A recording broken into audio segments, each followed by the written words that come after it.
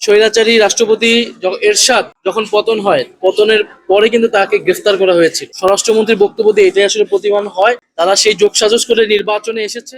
মামলা তো অবশ্যই যৌক্তিক, তার বিরুদ্ধে তো রাষ্ট্রপতি থাকাকালীন এবং এর পূর্ববর্তী সময়ে অভিযোগ আছে, দুর্নীতির অভিযোগ আছে, তিনি যখন দুদকের কমিশনার ছিলেন। আমরা কিন্তু প্রেসিডেন্ট স্বৈরাচারী রাষ্ট্রপতি এরশাদ যখন পতন হয়, পতনের পরে কিন্তু তাকে গ্রেফতার করা হয়েছিল। ফলে এটার নজির কিন্তু ইতিহাসে আছে।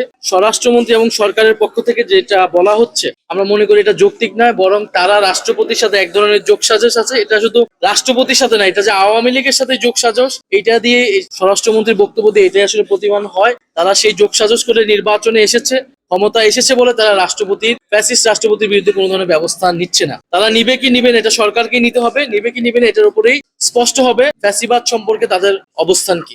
আমরা সংসদে এই বিষয়ে আলোচনা কিন্তু করেছি যে বিদ্যুতের দাম বৃদ্ধি করা হয়েছে এবং কুইক রেন্টালের মাধ্যমে যে চুক্তিগুলা শেখ হাসিনা সরকার করে গিয়েছিল, এই চুক্তিগুলা যদি বাতিল করতে না পারে বিদ্যুতের দাম আরো বাড়বে, কলকারখানা বন্ধ হবে এবং গ্যাসের সংকটও বৃদ্ধি পাবে।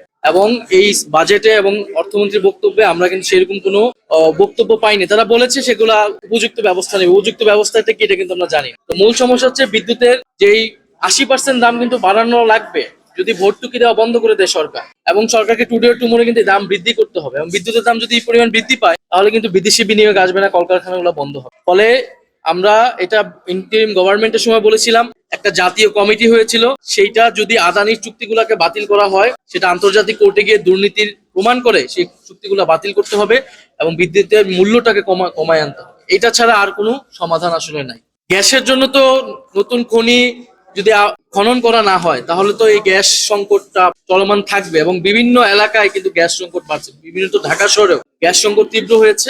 বিদ্যুৎ গ্যাস মন্ত্রী যিনি আছেন তার প্রতি আমরা আহ্বান জানাবো, সংসদে আমরা বলেছি যাতে এই গ্যাস সংকট নিরসনে তিনি ব্যবস্থা নেন। সারা দেশের জনগণ তো সরকারের বক্তব্য সংসদে দেখছে, সাংবাদিক হিসেবে আপনারা সেটা কভার করছেন। তারা স্পষ্ট গণভোটের যে আদেশ, সে আদেশটা তারা মানবে না বলে দিয়েছে এবং তারা স্পষ্টভাবে বলেছে যে তারা নির্বাচনের আগে মেনে নিয়েছিল শুধুমাত্র নির্বাচনটা হওয়ার জন্য, এবং তারা আসলে সংস্কার নেওয়া আগ্রহী নয়। এবং জুলাই সনদ অক্ষরে অক্ষরে বাস্তবায়নের কথা বলে তারা সেখানে নোট অফ ডিসেন্ট দিয়ে রাখছে। ফলে এই পুরো তারাই বক্তব্য দিচ্ছে যে যারা গণভোট এটা তারা মনে করছে না, এটা সাংবিধানিক কিছু সকল সাংবিধানিকতার কথা বলে তারা গণরায়কে অস্বীকার করছে। তো ফলে যদি তারা গণরায়কে অস্বীকার করে, যেহেতু আমরা যারা নির্বাচন করেছি, আমরা গণভোটের ক্যাম্পেইন করেছি, জনগণকে আমরা বলেছি আপনারা হ্যাঁ পক্ষে ভোট, ফলে এটা আমরা মনে করি এটা আমাদের কাছে আমানত। তারা যে ভোট দিয়েছে এই ভোটাধিকারটা রক্ষা করা, ভোটাধিকারের জন্য এত বছর আন্দোলন হয়েছে, ফলে গণভোটে ভোটটাও তো ভোটাধিকার, তাদের সেই রায়কে রক্ষা করা, সেটা বাস্তবায়ন করার জন্য আমাদের যতটুকু পর্যায়ে যেতে হয় আন্দোলন সংগ্রাম, সেটা আমরা দিয়েছিলেন জুলাইয়ের মধ্যে করা।